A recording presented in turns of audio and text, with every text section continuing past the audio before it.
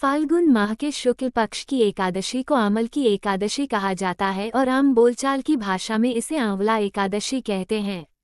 वहीं कुछ जगहों पर इसे रंग भरी एकादशी के नाम से भी जाना जाता है।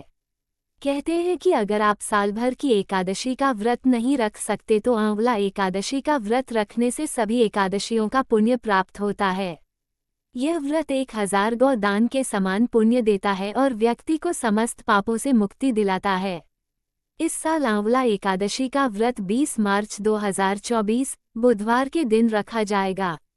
ऐसे में पूजा के बाद व्रत कथा अवश्य पढ़नी चाहिए। पौराणिक मान्यताओं के अनुसार ब्रह्मा जी की उत्पत्ति भगवान विष्णु की नाभि से हुई है। एक बार ब्रह्मा जी ने परब्रह्म की तपस्या कर स्वयं को जानने का प्रयास किया। उनकी तपस्या से प्रसन्न होकर परमब्रह्म यानी स्वयं भगवान विष्णु ने ब्रह्मा जी को दर्शन दिए और उन्हें देखते ही ब्रह्मा जी की आंखों से आंसुओं की धारा बहने लगी। कहते हैं कि ब्रह्मा जी के आंसू जब विष्णु जी के चरणों पर गिरे तो वह आंसू आंवले के पेड़ में बदल गए, जिसे देखकर विष्णु जी ने कहा कि आज से यह वृक्ष और इसका फल मुझे बेहद प्रिय होगा और जो भी भक्त आमल की एकादशी के दिन इस वृक्ष की पूजा करेगा या मुझ पर आंवला चढ़ाएगा उसे मोक्ष की प्राप्ति होगी।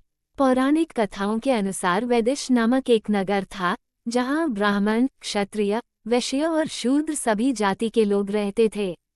उस नगर में रहने वाला हर व्यक्ति विष्णु भक्त था और वहां कोई भी नास्तिक नहीं था।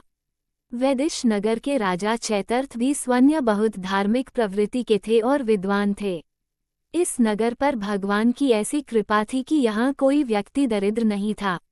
नगर में रहने वाला हर व्यक्ति प्रत्येक एकादशी का व्रत करता था। एक बार फाल्गुन महीने में आमल की एकादशी आई। राज समेत सभी नगरवासियों ने भी व्रत किया और मंदिर जाकर भगवान विष्णु व आंवले के पेड़ की पूजा की। आमल की एकादशी की रात्रि में सभी ने मंदिर में जागरण किया। तभी रात के समय वहां एक बहेलिया आया जो कि बहेलिया घोर पापी था, लेकिन वह भूख और प्यास व्याकुल था, इसलिए मंदिर के कोने में बैठकर जागरण देखने लगा और विष्णु भगवान व एकादशी महात्म्य की कथा सुनने लगा। पूरी रात बीत गई। नगरवासियों के साथ बहेलिया भी पूरी रात जागता रहा। सुबह होने पर सभी नगरवासी अपने घर चले गए। बहेलिया ने भी घर जाकर भोजन किया। कुछ समय के बाद ही बहेलिया की मौत हो गई, लेकिन किसी न किसी तरह आमल की एकादशी व्रत कथा सुन ली थी। भगवान विष्णु का जागरण भी किया था, इसलिए उसने राजा विदुरथ के घर जन्म लिया। राजा ने उसका नाम वसुर्थ रखा। बड़ा होकर वह नगर का राजा बना। एक दिन वह शिकार पर निकला, लेकिन बीच में ही मार्ग भूल गया। रास्ता भूल जाने के कारण वह एक पेड़ के नीचे सो गया। थोड़ी देर बाद वहीं मलेच्छ आ गए और राजा को अकेला देखकर उसे मारने की योजना बनाने लगे। मलेच्छ आपस में बातचीत कर रहे थे कि इसी राजा के कारण उन्हें देश निकाला दिया गया, इसलिए इसे हमें मार देना चाहिए। राजा इस बात से अनजान सो रहा था। मलेच्छों ने राजा पर तीर चलाना शुरू कर दिया, लेकिन उनके शस्त्र राजा पर फूल बनकर गिरने लगे। कुछ देर के बाद सभी मलेच्छ थक हारकर जमीन पर मृत पड़े थे।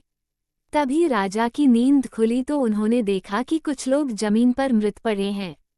राजा समझ गया कि वह सभी उसे मारने के लिए आए थे, लेकिन किसी ने उन्हें ही मौत की नींद सुला दिया। ये देखकर राजा ने कहा कि जंगल में ऐसा कौन है जिसने उसकी जान बचाई है। तभी आकाशवाणी हुई कि हे राजन, भगवान विष्णु ने तुम्हारी जान बचाई है। तुमने पिछले जन्म में आमल की एकादशी व्रत कथा सुना था और उसी का फल है कि आज तुम शत्रुओं से घिरे होने के बावजूद जीवित हो। राजा अपने नगर लौटा और सुखीपूर्वक राज करने लगा और धर्म के कार्य करने लगा।